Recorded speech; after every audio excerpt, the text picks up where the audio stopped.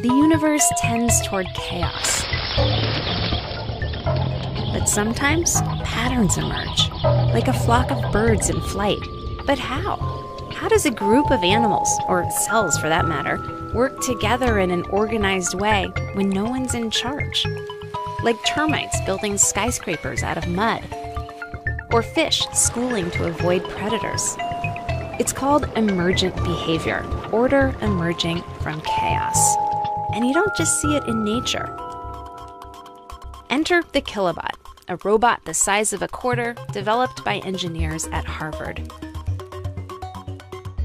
What's so interesting about Kilobots is that individually, they're pretty dumb. They're designed to be simple. A single Kilobot can do maybe 3 things: respond to light, measure a distance, sense the presence of other robots. But these are swarm robots. They work together. The Kilobots can organize themselves into shapes, sort of like how cells form into an organ in your body. Here's how it works. The Kilobots are programmed all at once, as a group, using infrared light. Each Kilobot gets the same set of instructions as the next. With just a few lines of programming, the Kilobots together can act out complex natural processes. For example, how do a group of identical cells in an embryo develop into different parts of the body? In nature, this is a fairly mysterious process, but with Kilobots, you can recreate it. See here how the Kilobots start off blue and then start randomly blinking either red or green? Their instructions are really simple. Respond to your neighbors, match their color. But just with that simple programming, they begin to differentiate themselves into red and green sections of the group, a lot like cells differentiating themselves in an embryo. Or here they're dispersing, based on the way gas bubbles spread out to fill a volume.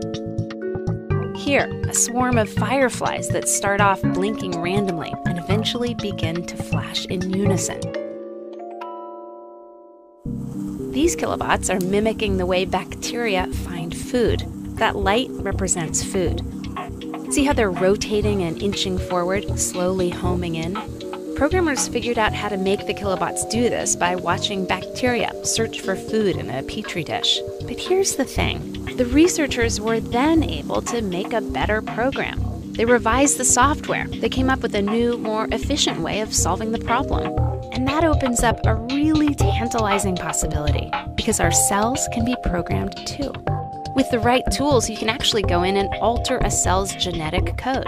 It's software. With the right code, maybe you could, for example, teach white blood cells to track down and kill bacteria or cancer cells more efficiently. One day, instead of us teaching Kilobots to mimic nature, they might teach us better ways of doing things, and then take over the world and destroy us all. Just kidding.